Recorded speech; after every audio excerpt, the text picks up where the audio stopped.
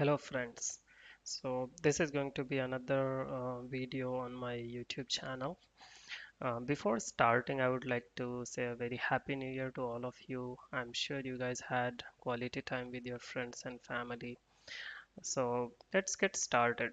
So in this video, what I'm going to demonstrate is one of the feature that we use a lot while doing the JavaScript code and development is the console, right? Which is a kind of global object that we use, and there are methods available on top of that.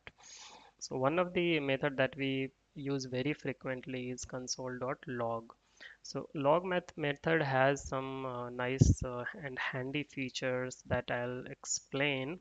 And apart from that, there are other methods that we generally don't use, but that is actually very useful. So I'll explain and maybe it will help you, going forward. Let's get started. Open the Chrome here. Okay. And maybe I'll just go on the blank, about blank. Then we can simply go to inspect.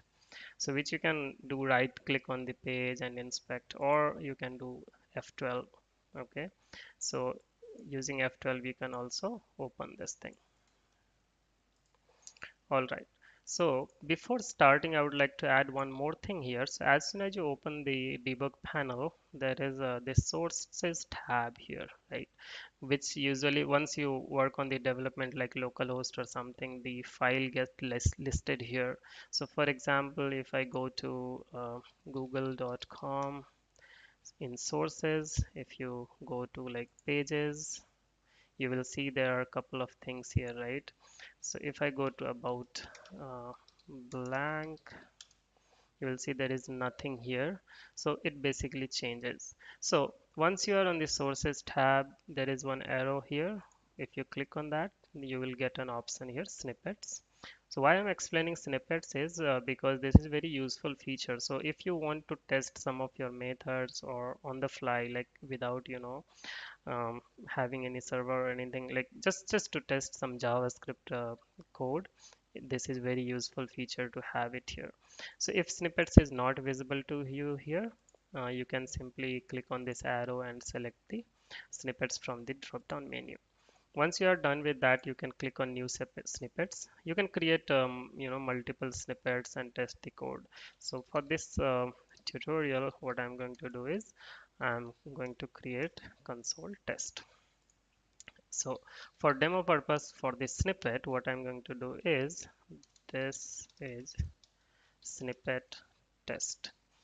So once you write this to execute the code that you have written here, what you have to do is there is this play kind of button which actually helps you to run this script, and or you can use the keyboard shortcut control enter. Most probably on Mac it might be command enter. So yeah, so let's hit control enter. As soon as you hit control enter, you will see your console gets logged here. That's cool, right? Let's proceed with the features that I'm going to talk about with console. So let me open this text editor where I have logged some of the features that I'm going to talk about. Most of you might heard about it, or if not, just go through it, look at the video about the description that I'm going to provide, or if you want, you can just Google and find out more about it. So primary purpose of this video is to give you an idea that what other methods are available. There are other methods also, but I'll be capturing these in this video. So first one is console.log, which I of course demonstrated, and this is very very much used method that we use for debugging and all those stuff. So is another one that I have written here, right? So I'm sure you might be thinking that what is this percent %s, percent %o, or percent %c. So I'll explain it now. So let's go with percent %s first. Okay.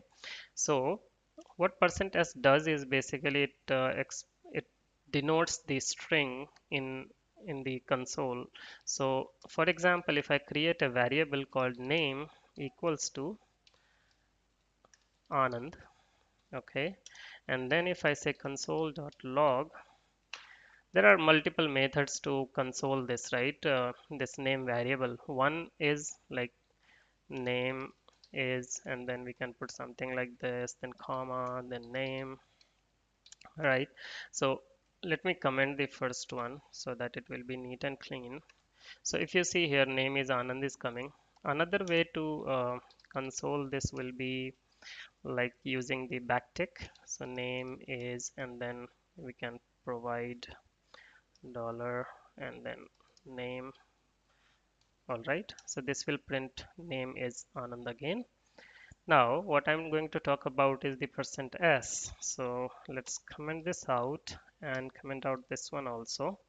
And what we can do is we can simply type console.log. Then we can say name is, if you want, you can put colon, and then you can simply say percent %s and then comma and then the variable name.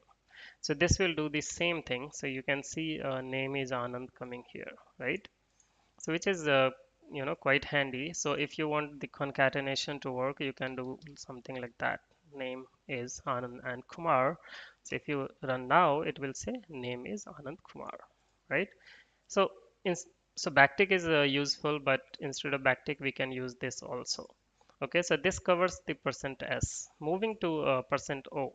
So percent %o is for object. So for example, if I create an object called obj equals to name, uh, maybe like foo or something, right? And then what we do usually is console.log, and we can simply do so the object is, and then we can say percent %o and give the object name. So what it will do is it will simply give you this kind of result where you can explore and see what result is. So that is percent %o and percent %s. All right, clearing out the console, and we'll remove all this now. Next one is percent %c. What percent %c does? So C stands for color basically. So it's not exactly like only color, but yeah, what you can do is basically you can do some coloring, styling of the output. So for example, if I do console.log, okay, and then this is a button of red color. If I say something like this, right? And if I hit control enter, you can see this console is pretty much like simple. This is button of red color or something, but to make it more interesting, what we can see is we can do is we can put percent %c here, and then here we can do color red. Now what will happen, whatever text comes after this, right, it will apply this style. So the second parameter should be your style. So because we are using percent %c here, so in sequence it will be second parameter we have to put. Okay, so if I hit enter now, you can see this is a button of red color. Now, if you, so what happens is after percent %c, it made every text, whatever text we have, in red color.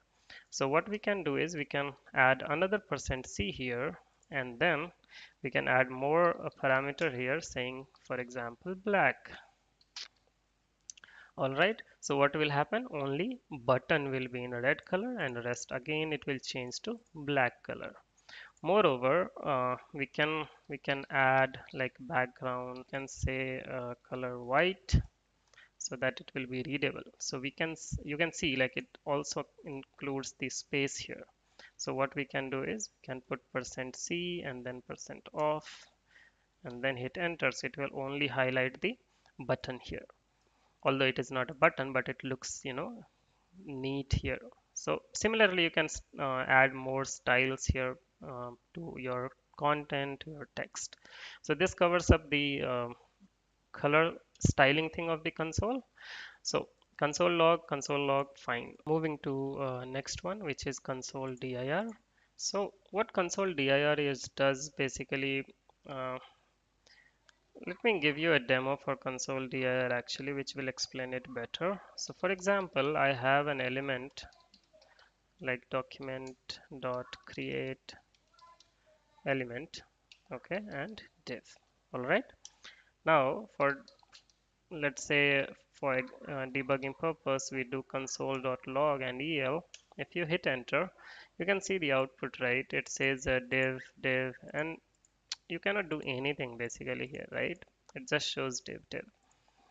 It would be better if we can get the actual, the representation of the element as an object. So what we can do is, let's comment this out and use console.dir and say el. All right. So uh, okay, yeah. So it will give you the error because I'm using const here, and console will not allow you to, rewrite the const. So let's rename it to el1 and change this one to variable so that it will be like gets destroyed next time. All right. So let's do this. So now you can see, right, it represents something like this, which is quite interesting because if you open this, you will get all the objects and methods possible into that element, which is quite handy and useful, right? So this is what dir basically does.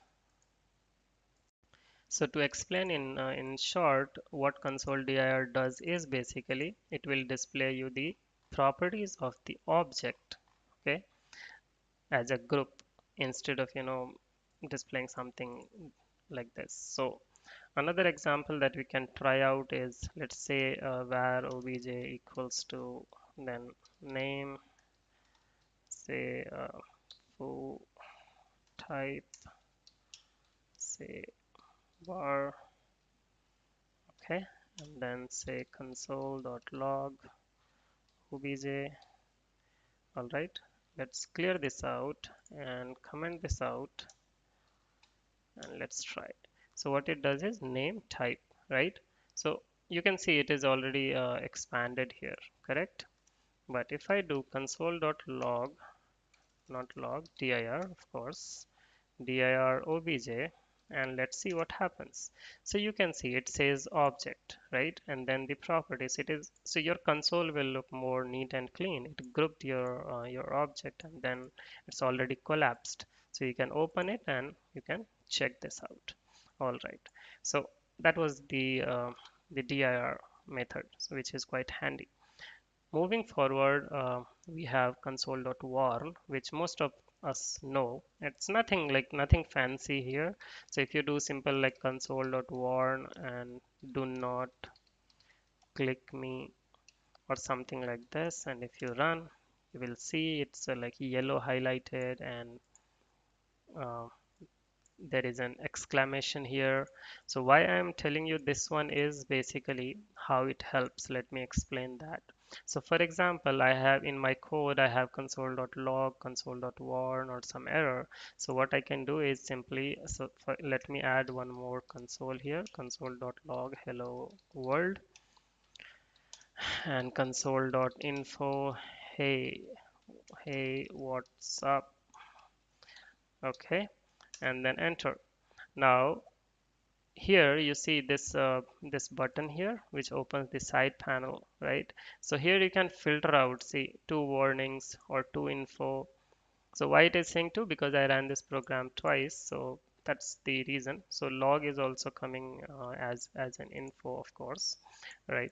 So basically this helps you to filter out. As soon as you use warn, you can actually filter out here. So if I add for example console.error, okay, and say this is an error,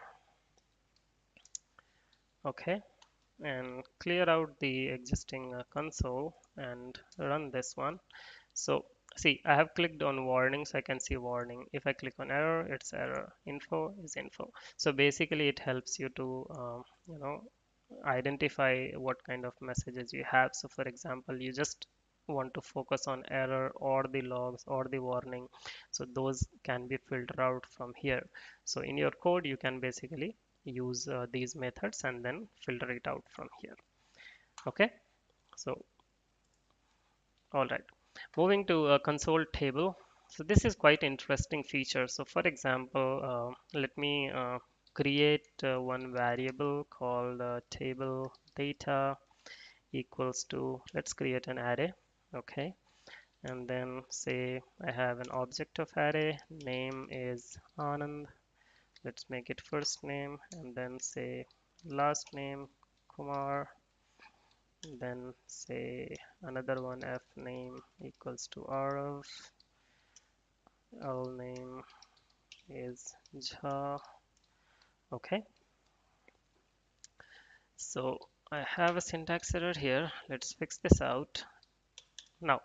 So to test this one, what basically we do? Okay, so if we want to console this out, what we do is basically console.log, and then we say table data, correct? And we press enter, and you see this view, 0th index and first index. What if we can have a better representation of this data? So for that, what we can do is simply you say console.table and then run it, and you can get this nice representation here. You can see, right, index, first name, last name, and at the bottom you also get this one, of course, but that's fine. So you can get this nice representation which actually gives you, a quick view of the data, all the fields that has been used. You can do sorting also. It's interactive, right? So this is quite handy and nice feature. So if you have something like some data structure like this, like tabular data, or you want to represent something in table format, you can actually do that. Okay, and as far as I remember, what we can do is if you want only one of the field, that is also possible. So in the second parameter, if you pass fname, you will get only fname, which is quite handy, right?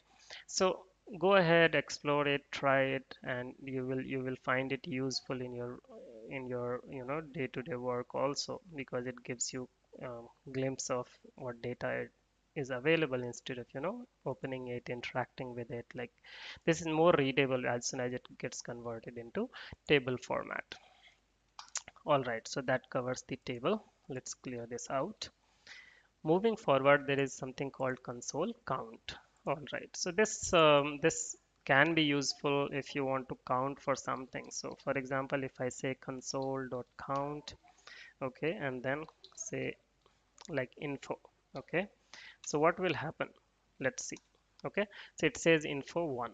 Okay, next time if I say console.count info again, okay, it will say info 2 and info 3. So it remembered the first one, okay, and then it added two more, so 2 and 3. So for example, if you have some kind of loop, okay, so for var I equals to 0, then I less than 5, I plus plus, okay, and then you say console.log and say looping. Okay, so now it will give me a nice and clear count that how many times it had looped in, right? So it looped 5 times. You can see, right? Now, so this is another thing, the count that you can see. But what if I'll do this count? What will happen? Nice, right? It says looping 1, 2, 3, 4, 5. So with this, basically what you can do is you can get the segregated, information. And we want to keep a track of the like number of calls happen to that function.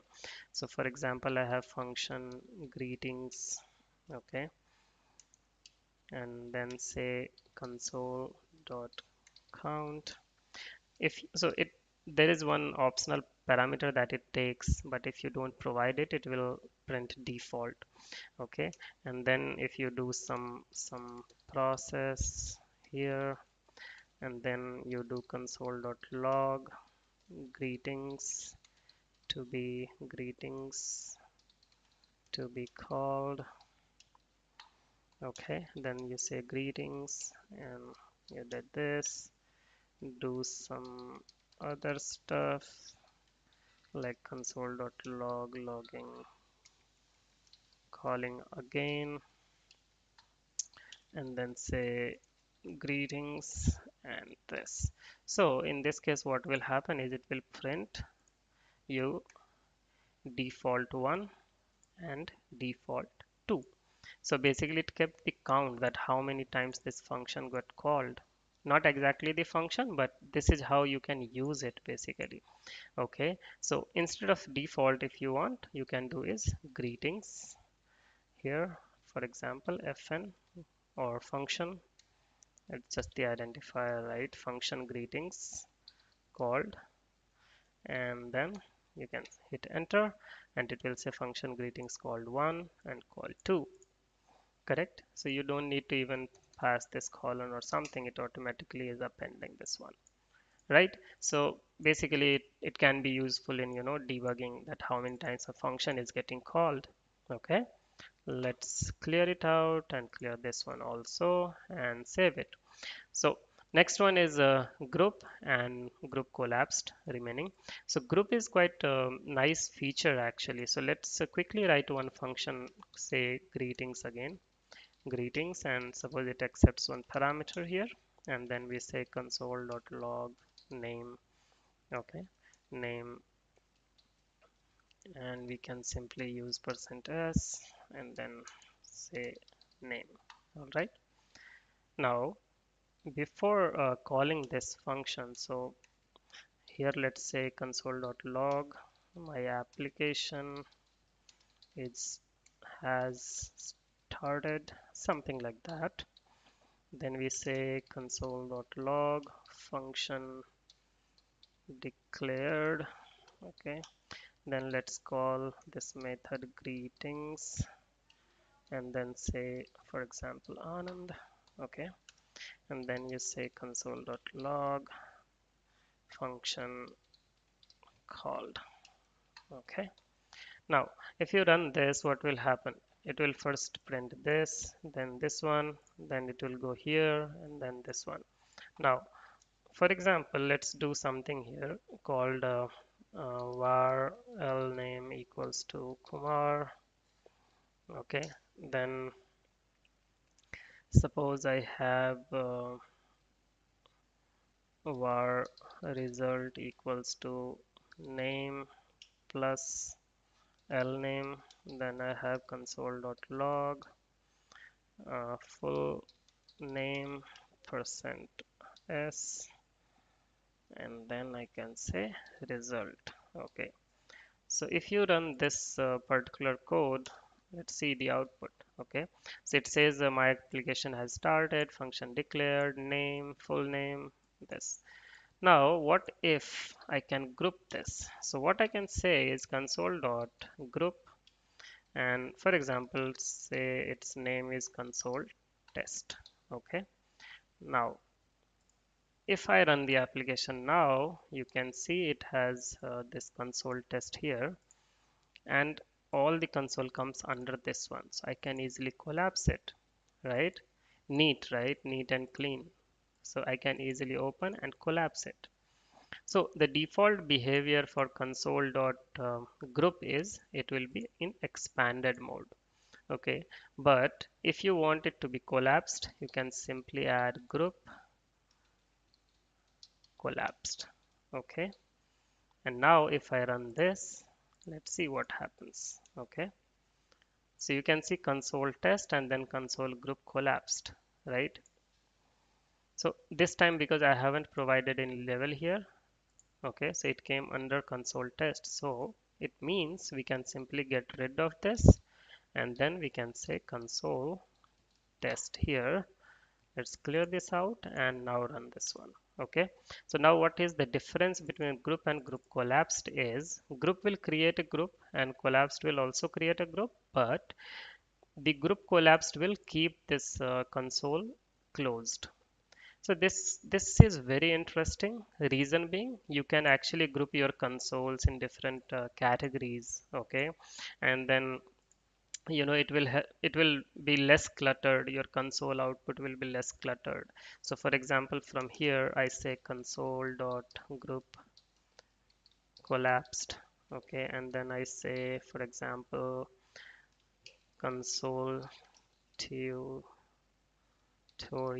It is creating, nested structure here. You can see, right? Okay, so it creates nested structure. Reason being, so what I was trying to show you is basically if by any chance if you have group collapsed multiple times, so you will get results something like this, okay? And you might be worrying like where are my console because it's already closed and you don't see a console tutorial here in the output. So what you have to do is basically if you want to segregate it to two different group, you have to call console.group end. Okay, as soon as you call this, it should be group. One second. Huh. All right. So as soon as we call group end here, right? So it will again create a new group here. So if I do control enter now, you can see console test is coming and console tutorial is coming with all these three information. Inside this also, if you want, you can use warn or console.log and then say, for example, %c, then I say color red. So all those information will still work. Okay. So let's see. So you can see, right? DR is in red. This is as a warning, and this is normal log. Cool. So this one is basically important if you want multiple group to be available. So as soon as you want to close your group, call group end. Very important. So that concludes the today's the tutorial basically. So go ahead, use these in your day-to-day coding practice, read about it. There are other methods available like assert or some other methods are available which you can, use and it might be handy. But to be honest, I found this table very handy, and this group thing is quite useful. Also, %c is useful to colorize your console. Okay. %s and %o you can use, but ultimately there is backtick notation available nowadays. So you can avoid this also. Doesn't that impact that much. But this one is useful to colorize your console and also for easy visualization. And use group and group collapse. This is quite neat feature to keep your console neat and clean. Okay, instead of getting too much cluttered output, you can you know make it more systematic and organized. All right, so yeah, that is it for this video. Thanks for watching, and do not forget to like and subscribe. More videos will be coming, so keep watching this channel, and do not forget to turn on the settings for notifications so that as soon as a video gets uploaded you get notified. Thank you once again and happy new year.